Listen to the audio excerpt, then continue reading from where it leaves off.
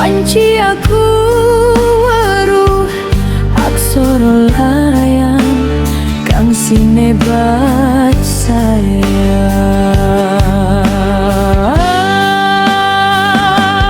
Atiku ku nangis tanpa suara, ngadepi kasunyatan kang aku dewe ora bisa. Ganti wancine nilaraken jagad, kadya bisa agawe suka bahjo.